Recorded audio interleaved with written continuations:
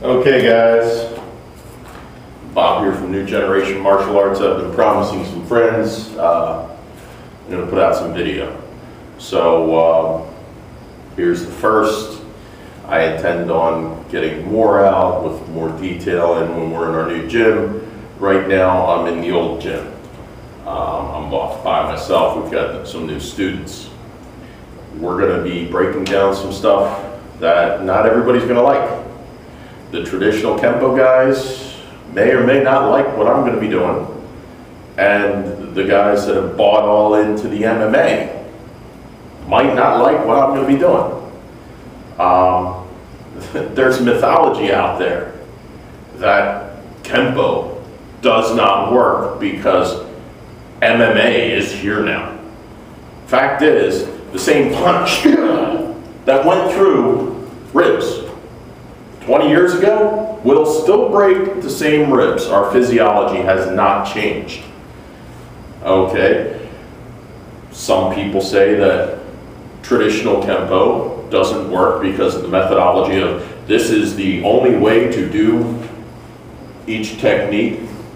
We go through our standard set of moves. That wasn't the way it was intended either. The mythologies all come from people with misconceptions.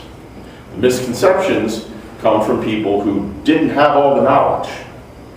Okay, now there's people trying to apply the rules of Kenpo to make them work. The rules of Kenpo work, and this is what I'm going to explain.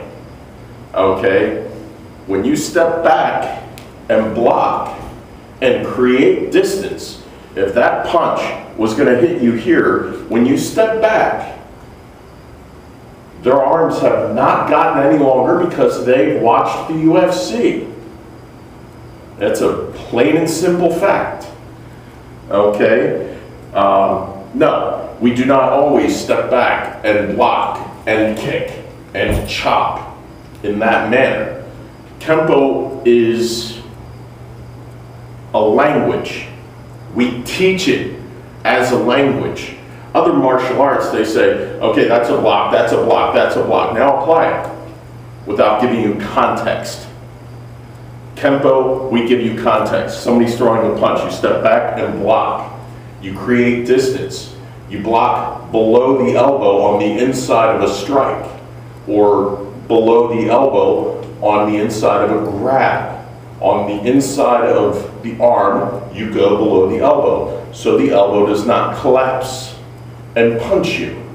So you step back and block. The arm has not gotten longer, the elbow has not changed direction.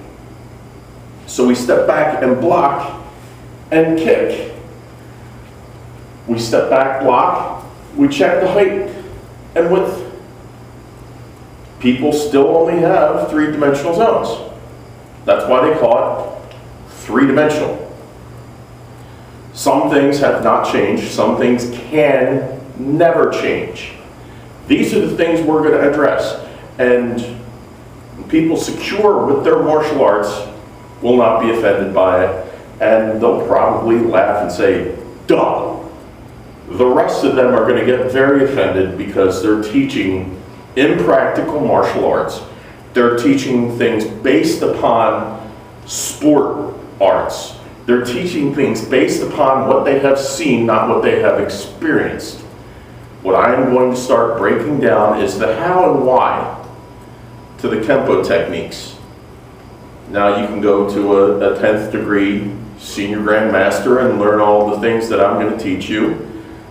That's fine. I encourage you to.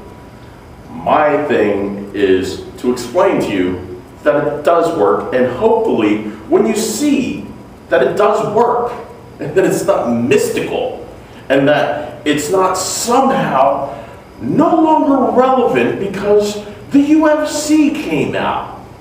Something you need to know. Kenpo was the first art called for the UFC. Why? Because its effectiveness.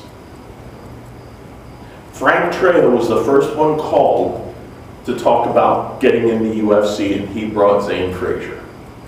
Now, if Kenpo was so ineffective And Brazilian Jiu-Jitsu found it to be so effective. Why was Kenpo in the first one when the Gracies ran the first 4 UFCs? I'm not knocking the Gracies. What I'm saying is, how can you say something's ineffective when you're the first one to prove somebody else's effectiveness? The other thing is, Chuck Liddell doesn't walk around with, well, I'm not going to knock any other arts, but you know what Chuck Liddell walks around with? Kenpo. And you can say whatever you want. It says Kenpo. So, what we're going to do is we're going to break some of the mythology. We're going to teach you the facts. And we're going to get you on course to learn what Ed Parker had intended. And hopefully, if I can inspire you, you will seek out not the strip mall guru, but somebody who actually has a grasp on what Kenpo is. Not some flavor of the month martial arts club. Okay, you can go to any strip mall and find a karate school, I am sure. And they will all have some form of MMA because everybody does now. It's really marketable. But if they didn't have it 3 years ago, how can they be an expert today? Anyway, I know I'm going to make some enemies. I'd rather make some friends.